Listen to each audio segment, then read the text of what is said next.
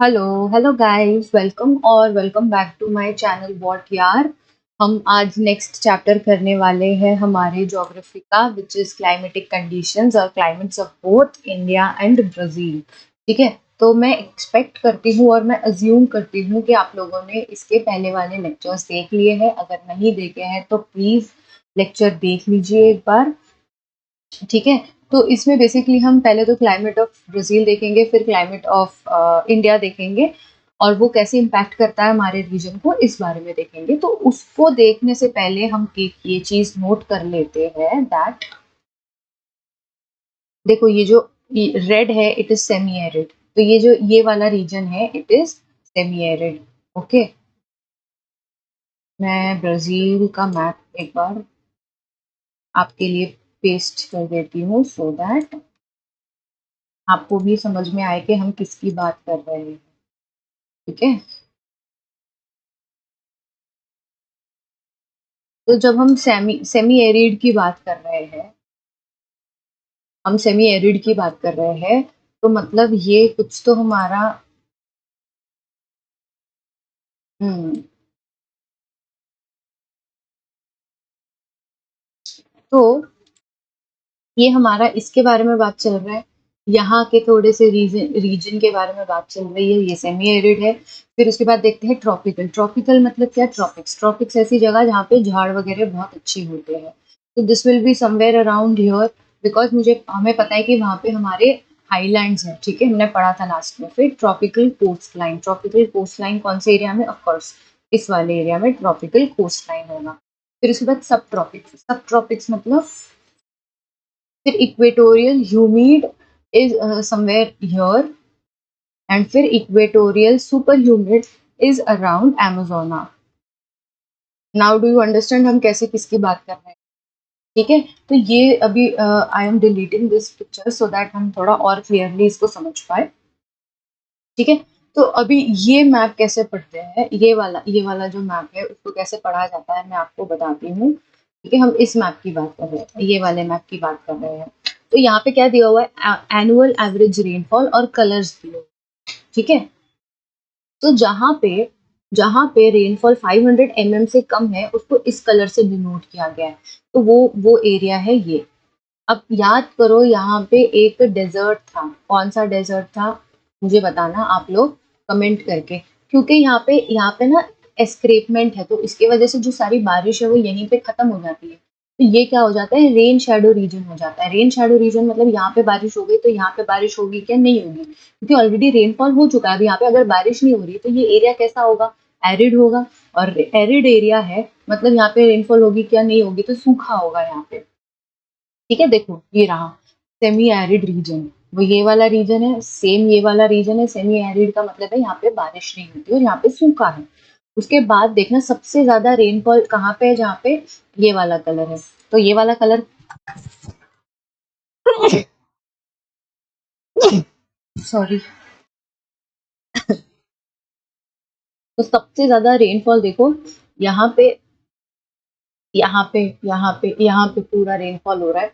This is the area of थोड़ा बहुत जहाँ पे अमेजोन रिवर जो है वो फ्लो करती है, यहाँ पे वो ड्रेन हो जाती है। ठीक है, तो ऐसे हम मैप को समझ सकते हैं। फिर ये ना क्रॉस सेक्शनल व्यू है, जैसे पैराग्वे पराना यहाँ पर है। फिर Brazilian highlands is somewhere over here. Okay, यहाँ पे देखो ये ब्राजीलियन हाईलैंड है। और फिर यहाँ पे क्या है? एंडीज माउंटेन यहाँ पे कहीं पे है।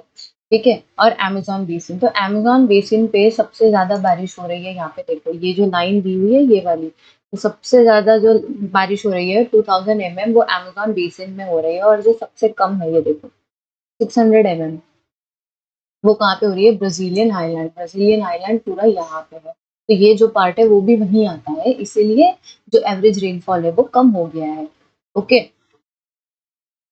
अब देखते हैं आगे क्या है। तो एक बार साउथ अमेरिका का मैप भी देख लेते हैं कि ब्राजील के आसपास है क्या। तो फ्रेंच गिनी, फिर उसके बाद Suriname, Guinea Guiana, Venezuela, Colombia, फिर Ecuador, Peru, Bolivia, Paraguay, Argentina, Uruguay and Chile. तो यहाँ पे चिली का ये हालत है कि यहाँ पे ना बहुत सारे यहाँ पे माउंटेन्स है। सिंस यहाँ पे माउंटेन है एंडीज, तो उससे क्या होता है ना कि यहाँ पे जितनी भी हवा आती है, जो साउथ वेस्ट मानसून आता है, वो पूरा बारिश यहीं गिर जाती है, जिसके वजह से पूरा अर्जेंटीना जो है वो rain shadow reason, rain shadow reason की वजह से ना यहाँ पे एक डेजर्ट फॉर्म होता है। तो मुझे बताना कि कौन सा डेजर्ट है, ठीक है। अब देखते हैं इंडिया का मैप। अब इंडिया का मैप भी देखो कैसा है। तो यहाँ पे सबसे कम बारिश देखो यहाँ पे होगा। अब यहाँ पे कौन सा रीजन है, राजस्थान वाला रीजन है ना, जैसलमेर वाला, तो ऑफ कोर्स वहाँ पे बारिश कम पड़ती है। और यहाँ पे देखो ये मुंबई वाला एरिया है, ये सारा कोंकण, गोवा साइड, कर्नाटका वाला, केरला वाला रीजन है जहाँ पे सबसे ज्यादा बारिश होती है, वेस्ट कोस्ट। क्यों? क्योंकि देखो यहाँ पे सबसे कम बारिश है। हमें यहाँ पे पता है कि सारी सह्याद्री माउंटेन्स है, यहाँ पे वेस्टर्न घाट है, तो यहाँ से जो भी बारिश आती है वो ऑलरेडी मुंबई सारे जगह पे गिर जाती है, और फिर यहाँ पे जो है बारिश बहुत कम होती है। इसलिए ये क्या हो गया, रेन शैडो रीजन। अगेन यहाँ पे बारिश कम होती है। तो जब भी बीच में जब विंड्स आ रही है और ऐसे परपेंडिकुलर अगर माउंटेन्स हैं, तो उसकी वजह से क्या होता है, यहाँ पे तो बहुत बारिश होगी, लेकिन इमीडिएटली उसके नेक्स्ट जो है वो रेन शैडो रीजन हो जाएगा। तो अब तुम्हें समझ में आया कि what is the theory of rain shadow reason. और फिर उसके बाद महेश्वरम और चेरापूंजी यहाँ पे है, जहाँ पे सबसे ज्यादा बारिश होती है, ठीक है। तो अब हम देखते हैं इसके बारे में कि ये इन्होंने क्या दिया हुआ है। अब ये ग्राफ को कैसे पढ़ना है, जनवरी, फरवरी, मार्च, अप्रैल, मई, जून, जुलाई, अगस्त, सितंबर, अक्टूबर, नवंबर, दिसंबर। अब देखते हैं कि ये किसके बारे में है, मनाउस। मनाउस कहाँ पे, अमेजोना में है। अब देखो अमेजोना में सबसे कम बारिश देखो कब होती है, ये इन्होंने दिया हुआ है टेम्परेचर, ठीक है। और यहाँ पे रेनफॉल दिया हुआ है, ठीक है। और ये जो टेम्परेचर जो डिनोट किया है उन्होंने, ये पिंक पिंक और ब्लू कलर से किया हुआ है, ठीक है। तो annual average temperature and rainfall graph. तो हम सबसे पहले रेनफॉल का ग्राफ देखते हैं। रेनफॉल देखो यहाँ पे ना, यहाँ पे देखो सबसे ज्यादा होती है कभी, जनवरी, फरवरी, मार्च, अप्रैल, देखो यहाँ पे, ये देखना है हमें। अब ये देखो यहाँ पे 350 से 300 के बीच में है, एमएम में बात चल रही है। और सबसे कम यहाँ पे बारिश कब होती है, 50 एमएम होती है, जो कब होती है, मंथ ऑफ अगस्त। तो जब देखोगे जून, जुलाई, अगस्त, सितंबर, अक्टूबर में कम बारिश होती है मनाउस में, okay. Eight the same time, यहाँ पे जो ब्लू दिया हुआ है वो मिनिमम टेम्परेचर है। ब्लू जो है मिनिमम टेम्परेचर, तो मिनिमम टेम्परेचर यहाँ पे in the month of January is around 20 to 25 के बीच में, और मैक्सिमम कब है यहाँ पे, 30 से 35 के बीच में। तो ऐसे ही आपको ये मैप्स देखना है। फिर उसके बाद देखना कि जैसे मनाउस है, तो मनाउस में सबसे लोएस्ट रेनफॉल अगस्त में है, पर तुम जैसे ही बेलेम में जाओगे ये वाले रीजन में, तो इसमें सब यहाँ पे देखो जून, जुलाई, अगस्त, सितंबर, अक्टूबर, नवंबर, दिसंबर, मतलब कंटिन्यू इतने सारे मंथ जो है यहाँ पे बारिश नहीं होती, बहुत कम रेनफॉल होती है। और सबसे ज्यादा सिमिलर है, देखो सबसे ज्यादा सिमिलर है जनवरी, फरवरी, मार्च, अप्रैल में, इसमें बारिश होती है। अब जो पोर्तो अलगेरे है हमारा, ये पोर्तो अलगेरे ऐसा है जहाँ पे कंटिन्यू बारिश होती ही रहती है, ठीक है। ये हमारा देखो जनवरी, फरवरी, मार्च, अप्रैल, मई, जून, जुलाई, अगस्त, सितंबर, अक्टूबर, नवंबर, दिसंबर, यहाँ पे कंटिन्यू देखो 100 mm तो बारिश है ही मिनिमम ऑन एन एवरेज। और फिर उसके ऊपर जो है, कब कब है, जून, अगस्त, सितंबर, ये 3 महीने ऐसे हैं जहाँ पे सबसे ज्यादा बारिश होती है। तो थोड़ा सा ये इन्वर्ट दिख रहा है इसका, कि इस एरिया में जब बारिश नहीं है मनाउस में, तो पोर्टे अलगेरे में बारिश है। फिर उसके बाद यहाँ पे भी देखो, यहाँ पे भी कैसा है, जनवरी, फरवरी, मार्च, अप्रैल में, ये रियो दी जनेरियो की बात करें तो देखो डिफरेंस कितना है। जिस मंथ में यहाँ पे सबसे ज्यादा बारिश है, उसी मंथ में यहाँ पे बारिश नहीं। देखो जून, जुलाई, अगस्त, सितंबर, जून, जुलाई, अगस्त, सितंबर में यहाँ पे बारिश ही नहीं है, लेकिन यहाँ पे बारिश है। तो these both are opposite of each other. और यहाँ पे कैसा है कि यहाँ पे रेनफॉल भी जो मंथ है वो सेम है, यहाँ पे भी रेनफॉल मंथ जो है वो सेम है, ठीक है। ऐसे हम मैप्स नोट करते हैं और ऐसे हम मैप्स पढ़ते हैं। तो अभी देखते हैं कि इन्होंने ज्योग्राफिकल एक्सप्लेनेशन क्या दिया हुआ है। Because of the vast latitudinal extent का मतलब मैंने एक तो बताया था, हॉरिजॉन्टल है लैटिट्यूड, वर्टिकल हमारा क्या होगा, लॉन्जिट्यूड, वर्लॉन, और होला, होला इज हाई। तो हॉरिजॉन्टल लैटिट्यूड मतलब, हॉरिजॉन्टल लैटिट्यूड का मतलब होता है, देखो इसका जो लैटिट्यूड है वो, ब्राजील देखो कितना बड़ा है, यहाँ से लेके पूरा देखो, यहाँ से नीचे जाओगे तो यहाँ तक इसका हॉरिजॉन्टल लैटिट्यूड इतना लंबा है, ठीक है. It experiences wide range of climatic variations in climate. For example, near equator it is hot while temperate type of climate is found near tropic of Capricorn.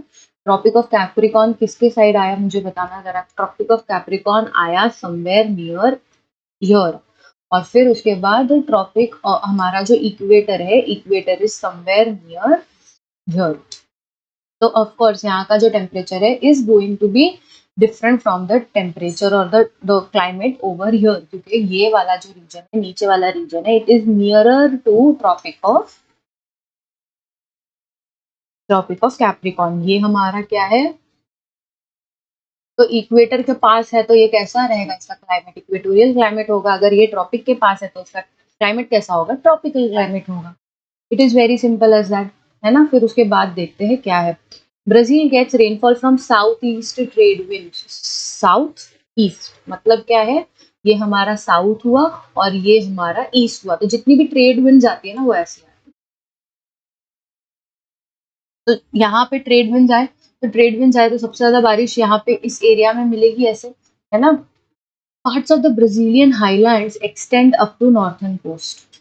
ठीक है. द एस्क्रेपमेंट, अब जो यहाँ पे यहाँ की बात कर रहे हैं, ये ब्राजीलियन आइलैंड हमारा कहीं यहाँ पे है. ठीक है. तो और यहाँ पे क्या है, हमारा ग्रेट एस्क्रेपमेंट है. तो इससे होता क्या है ना, जब साउथ ईस्ट मानसून आता है तो पूरी बारिश यहाँ हो जाती है. तो अगेन यहाँ पे क्या होगा, डेजर्ट टाइप कंडीशंस हो जाएंगे, सेमी एरिड कंडीशंस हो जाएंगे. ठीक है. अब फिर उसके बाद क्या दिखा है, the escarpments acts as an obstruction to the winds coming from the sea and cause orographic type of rainfall in the coastal region. मतलब ओरोग्राफिक रेनफॉल मतलब क्या होता है ना, जब ये समझो हमारा माउंटेन है, तो अगर यहाँ से विंड्स जब ऐसे ऊपर जाएंगे तो ये क्या फॉर्म करेगा, क्लाउड फॉर्म करेगा. क्लाउड फॉर्म हो गया जैसे ही, तो एक टाइम के बाद वहां पे रेनफॉल होनी शुरू हो जाएगी. और फिर यही क्लाउड जब ये ड्रिफ्ट करके माउंटेन के इस साइड आ जाएगी, तो अब इस क्योंकि बादल में कोई पानी नहीं बचा है, तो यहाँ पे क्या रेनफॉल होगा, क्या नहीं होगा. जब यहाँ पे रेनफॉल नहीं होगा तो कैसी कंडीशन हो जाएगी, डेजर्ट टाइप कंडीशन हो जाएगी. तो ये क्या हो गया, रेन शैडो रीजन हो गया. यही बताने की कोशिश कर रहे हैं और कुछ नहीं है. यहाँ पे इस वाले एरिया में देखो, इस वाले इस वाले एरिया में हमारे जो है एस्क्रेपमेंट है. इस वाले एरिया में अगर एस्क्रेपमेंट है तो जो भी बादल आएंगे वो बादल बनेंगे और फिर यहीं पे उसकी बारिश हो जाएगी. और फिर जब बादल इस साइड जाएंगे तो there will be no water left only to have a rainfall. तो इसके वजह से क्या होगा, हमारा रेन शैडो रीजन फॉर्म हो जाएगा. Am I making any sense और not, please let me know. Okay, चलो आगे देखते हैं. आगे हमारा क्या है. Beyond the highlands, the effect of this wind gets reduced. As a result, the rainfall is minimal. This region is rain shadow region. This region is called as drought quadrilateral. Drought quadrilateral कहाँ पे है? यहाँ पे है. Drought quadrilateral of the Brazil. Considering the temperatures in Brazil, the northern part of Brazil is hot while the temperatures in the southern part are comparatively lower. Seasonal variations are found in this pattern. Near the equator Brazilian coast, temperature does not very much. बोलना क्या चाहते हैं, देखो ये हमारा जो मनाउस है और हमारा जो बेलेम है, ठीक है, ये कहाँ पे है, ये इक्वेटर के ये देखो, ये हमारे इक्वेटर के बहुत करीब है. जब इक्वेटोरियल रीजन होता है ना, तो इक्वेटोरियल रीजन में जो टेम्परेचर चेंज होता है वो ज्यादा नहीं होता. मतलब वो टेम्परेचर जो रहता है मोस्टली कांस्टेंट रहता है. जो मिनिमम और मैक्सिमम टेम्परेचर होता है it is going to be same. देखो ना यहाँ पे, जैसे यहाँ पे ये रेड का मतलब है कि ये हमारा मैक्सिमम टेम्परेचर है और ये हमारा ब्लू का मतलब है कि ये मिनिमम टेम्परेचर है. तो देखो जब बहुत ज्यादा वेरिएशन होता है ना तो ये कांस्टेंट नहीं कहलाएगा, बट ये जो टेम्परेचर है इट इज कांस्टेंट. ठीक है. और फिर ये भी देखो, maximum temperature is also constant. ये है इक्वेटर के पास और ये हमारा, ये भी जो है वो इक्वेटर के पास है. तो यहाँ पे भी देखो द टेम्परेचर इज कांस्टेंट और यहाँ भी टेम्परेचर इज कांस्टेंट. बट आप इक्वेटर से जैसे ही दूर जाना शुरू करोगे नियर द ट्रॉपिक्स, अच्छा आपको ये तो पता है ना कि फॉर एग्जाम्पल ये हमारा अर्थ है, फिर उसके बाद ना अर्थ है तो अर्थ के यहाँ पे से हमारा इक्वेटर, हमारा ट्रॉपिक ऑफ कैंसर और ये हमारा टॉपिक ऑफ कैप्रिकॉर्न है। तो ये इक्वेटोरियल रीजन है, ये ट्रॉपिक ऑफ कैंसर है और ये ट्रॉपिक ऑफ कैप्रिकॉर्न है। तो ब्राजील हमारा पता है कैसे लाई करता है, ब्राजील हमारा यहाँ पे देखो हमारा साउथ अमेरिका है ऐसा, तो ब्राजील हमारा ना ऐसे लाई करता है यहाँ पे। तो उसका थोड़ा सा पार्ट जो है वो इक्वेटर पे लाई करता है और बाकी जो पार्ट है वो इक्वेटर और ट्रॉपिक के पास ज्यादा लाई करता है। तो जितने भी एरिया जैसे मनाउस और हमारा बेलम है, it is closer to equator, इसलिए इसका जो मिनिमम और मैक्सिमम टेम्परेचर है उसमें वेरिएशन बहुत कम है। पर वही तुम देखना कि पोर्टो अल्गेरे और Rio de Janeiro are more towards Tropic of Capricorn, इसीलिए इनके टेम्परेचर में डिप देखना आप, है ना।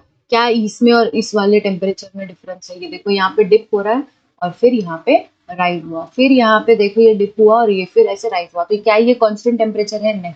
यहाँ पे भी देखना इंक्रीज हुआ फिर डिक्रीज हुआ फिर इंक्रीज हुआ फिर डिक्रीज हुआ फिर इंक्रीज हुआ, सेम यहाँ पे भी इंक्रीज फिर डिक्रीज फिर डिक्रीज डिक्रीज डिक्रीज और फिर ये अप गया। तो कंपेयर इसके इन दोनों के कंपैरिजन में ये दोनों का जो टेम्परेचर रेंज है वो वेरिंग है, it is going up and down.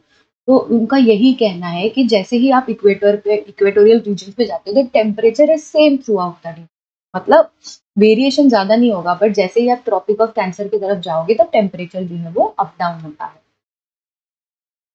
In the coastal regions near the equator in Brazil, differences in temperature are negligible. The winds move in the vertical direction in this region. Similarly, the convergence zone of the trade winds is weak here. As a result, cyclones are not formed.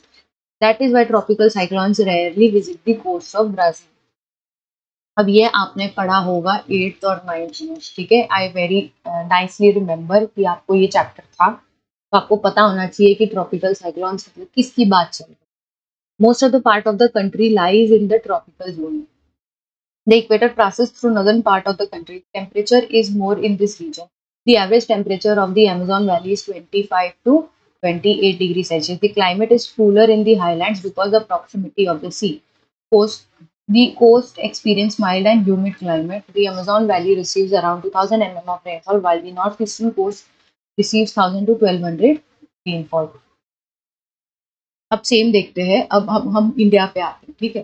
तो India का एक तो मैं तुम लोगों को ये map समझाऊंगी because it is very important for you to understand the map, monsoon onset map of India. और एट द सेम टाइम हमने जैसे ब्राजील में देखा वैसे ही अब हम इंडिया से रिलेटेड डिफरेंट सिटीज में क्या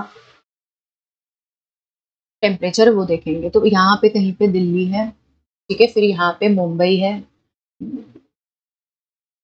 यहाँ पे मुंबई है, फिर हम कोलकाता की बात कर रहे हैं तो Kolkata is somewhere West Bengal, no, West, I don't know, Kolkata is somewhere here, and then Chennai is somewhere down, okay, Chennai यहाँ पे कहीं पे है somewhere down।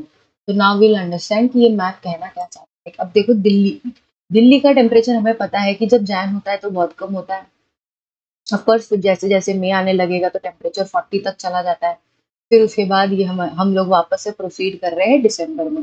तो ये देखने क्या मिलता है, और उसके एट द सेम टाइम जो बारिश है वो जीरो के बराबर है मई तक, फिर जून से बारिश दिल्ली में आती है और फिर खत्म हो जाती है।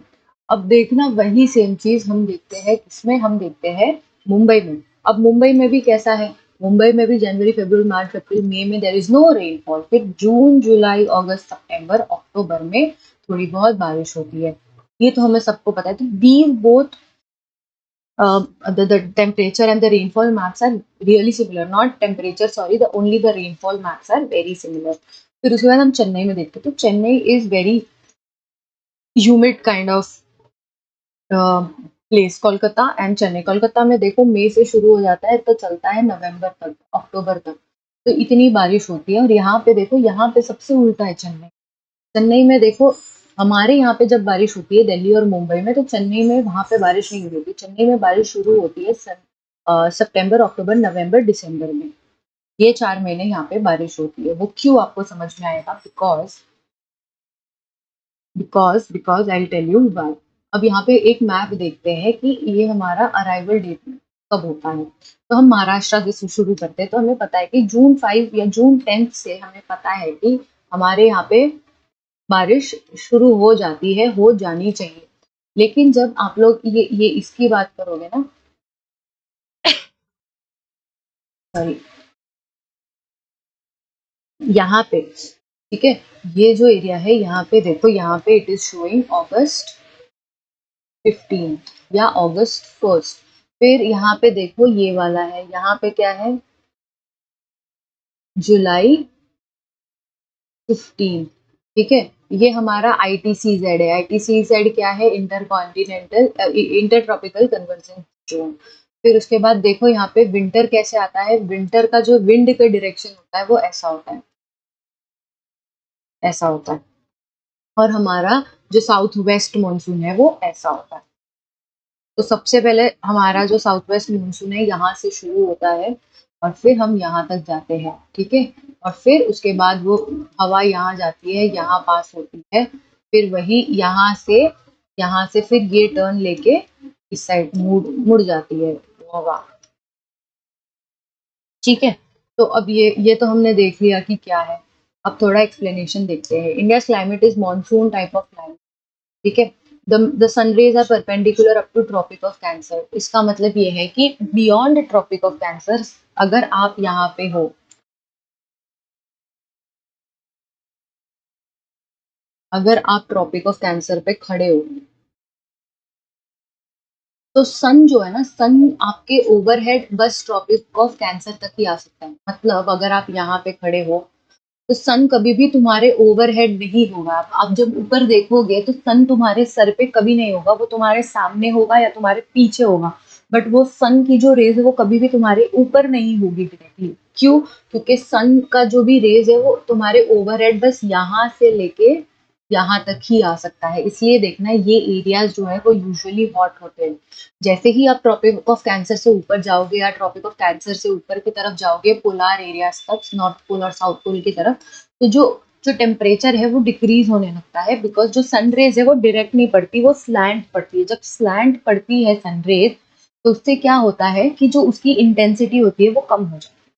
ठीक है। तो इंडिया हमारा जो लाई करता है वो यहाँ पे लाई करता है, ऐसे ऐसे। ठीक है। क्योंकि वो यहाँ पे लाई करता है, इसलिए देखना इंडिया का जो टेम्परेचर है it is usually hot and humid. As a result, average temperature are higher throughout the year. Also, the temperatures increase towards the south. In winters, the temperature drop to minus 40 degrees Celsius in Jammu because it is very away from the sun, है ना? And parts of mountainous regions of Himalayas. The diversity in climatic conditions of India are due to latitudinal location and altitude of the place. अब altitude, एक तो इसका reason क्या है कि आप कौन से लैटिट्यूड पे हैं, और दूसरा आपका ऑल्टीट्यूड क्या है। आप चले जाइए लेह लद्दाख, पर अगर आप गर्मी में जाएंगे तो आपको ठंड तो लगेगी, बट आपकी स्किन भी जल जाएगी। वाई? बिकॉज आप जो ऑल्टीट्यूड पे खड़े हैं वो बहुत हाई है, but at the same time it is summer, summer का महीना है। तो आपको गर्मी तो नहीं लगेगी, ठंडी लगेगी, बट आपकी स्किन जल जाएगी सन रेज की वजह से। तो एक तो आपका लैटिट्यूड पे डिपेंड करता है, मतलब आप जितने ट्रॉपिक ऑफ कैंसर से दूर होगे उतना आपका कूल टेम्परेचर होगा, और आप जमीन से जितनी ऊपर जाओगे उतना आपका टेम्परेचर कम होते जाएगा। तो अगर आप लैटिट्यूड से एकदम दूर हो, आप टुवर्ड्स पोल हो, प्लस अगर आप ऊपर जाओगे, पोल पे भी हो और आप माउंटेन रीजन पे जाओगे, तो मतलब बहुत ही ठंड। ठीक है।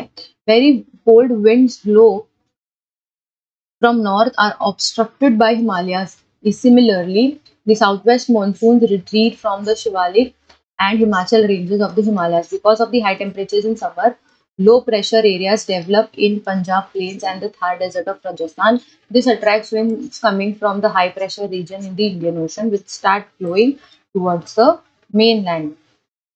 इनका कहने का मतलब ये है, मैं आपके लिए ना क्लाउड्स कैसे फॉर्म होता है और विंड पैटर्न कैसे डेवलप होते हैं उसके लिए अलग से एक वीडियो लेक्चर लेके आऊंगी, because this is a very complicated and a very important topic. यहाँ पे दो जिक्र किया है, लो प्रेशर और हाई प्रेशर। लो प्रेशर का ये कब बनता है? जब एक्सेसिव हीट होती है। जब हीट होती है समझो, तो यहाँ पे लो प्रेशर बनेगा। दुनिया का रूल है, हम हमेशा हाई प्रेशर से लो प्रेशर की तरफ जाने की कोशिश करेंगे। तो अगर यहाँ पे लो प्रेशर है तो कहीं तो हाई प्रेशर होगा, तो हाई प्रेशर से जो विंड है वो लो प्रेशर की तरफ जाने की कोशिश करती है। तो इस चक्कर में क्या होता है कि जितना भी आजू बाजू में मॉइस्चर होता है वो विंड कैप्चर कर लेता है। मॉइस्चर कैप्चर कर लिया मतलब पानी वाली हवा है, पानी वाली हवा है तो ह्यूमिडिटी तो फील होगा ही, at the same time clouds form होंगे। क्लाउड्स फॉर्म होंगे तो वो अपने साथ बारिश वाला पानी लेके आएंगे, ठीक है, towards the mainland India. This moisture laden winds bring rainfall because of the obstruction caused by the eastern and western Ghat. It rains more in the coastal areas. The rainfall reduces on the leeward side. दो side होता है। अगर यहाँ से हमारे wind आ रहे हैं, समझो कि हमारा वेस्ट कोस्ट है, ये हमारा वेस्टर्न घाट है, और यहाँ पे पुणे है, और यहाँ पे मुंबई है। तो होता क्या है कि बारिश वाली हवाएं आती है, बारिश वाली हवाएं आती है, यहाँ पे वेस्टर्न घाट है तो यहाँ पे ऑब्स्ट्रक्ट हो जाते हैं, जितनी भी बारिश है वो यही हो जाती है। फिर वही बादल यहाँ पे ट्रैवल करते हैं और पुणे में जो है वो लेस बारिश होती है। तो ये हो गया हमारा विंड वर्ड साइड, और ये हो गया हमारा लीवर्ड साइड। हाँ, तो विंडवर्ड और लीवर्ड के बारे में जब बातें होगी तो आपको ये वाला फिगर याद आना चाहिए। The winds blow parallel to the Aravallis. As a result, there is the rainfall is low in the part of Gujarat. अब देखो, बारिश होने के लिए आपको माउंटेन्स जो है वो परपेंडिकुलर होने चाहिए। अब यहाँ पे देखना कि ये बारिश की जो हवा है वो ऐसी आ रही है, और जो अरावलीज भी है, अरावलीज जो है वो ऐसी है। It is parallel to the wind. अगर ये ऐसी होती ना, परपेंडिकुलर होती है और हवा ऐसी आती है, तो यहाँ पे बहुत बारिश होती है। बट क्योंकि अरावलीज ऐसे है तो वो जो विंड है वो चली जाती है कहाँ पे, दिल्ली के साइड चला जाता है, और फिर वहां पे रेनफॉल होती है। इसीलिए देखना यहाँ पे जो रेन का जो अमाउंट है, इट इज वेरी लेस।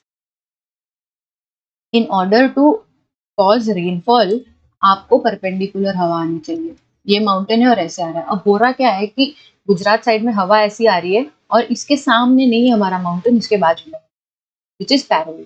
तो वो हवा रोक नहीं पाता, और उसके वजह से क्या होता है, बारिश गुजरात और राजस्थान के एरिया में नहीं गिरती।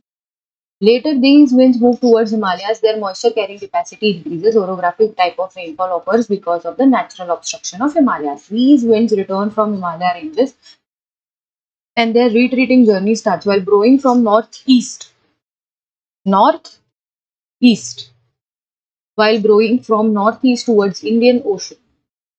Spelling mistake before. These winds bring rainfall again to some parts of the peninsula. This retreating monsoon becomes, मतलब यही है ना, कि यहाँ से पहले विंड्स जाते हैं, फिर हमारे यहाँ पे हिमालयाज है, यहाँ पे टकराते हैं, फिर वही चीज वापस से रिटर्न आती है। कब आती है? अक्टूबर के टाइम पे। इसलिए देखना, अक्टूबर के महीने में दिल्ली में थोड़ी सी बारिश होती है। इसको कहते हैं रिट्रीटिंग मानसून, जो वापस जा रहा है। मानसून का जो टाइम है वो वापस जा रहा है।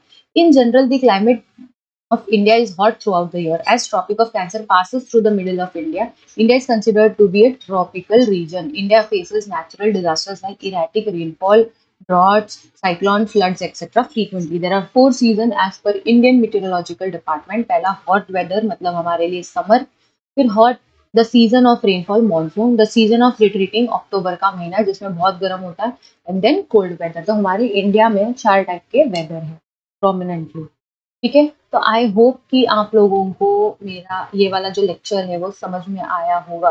डू यू नो कर लेते हैं। Temperature in Ganganagar in Rajasthan is around 50 degree in June. Kargil town often experiences as low as -40 degree Celsius in. तो ये सारे there are some facts. Cherrapunji and Mawsynram receive more than 11,000 mm of rainfall. फिर उसके बाद, ठीक है, तो इसमें देख लेना, एक तो ना इम्पोर्टेंट क्वेश्चंस बता देती हूँ मैं। ये देखो, ये इम्पोर्टेंट है, ये इम्पोर्टेंट है। फिर उसके बाद India receives precipitation too much tropical cyclones rarely occur. ये भी पीवाईक्यूज में आया हुआ है, ये क्वेश्चन भी पीवाईक्यू में आया हुआ है, ये क्वेश्चन भी पीवाईक्यू में आया हुआ है।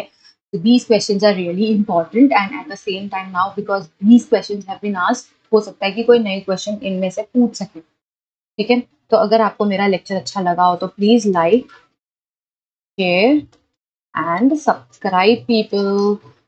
देखते रहिए मेरा चैनल वॉट यार।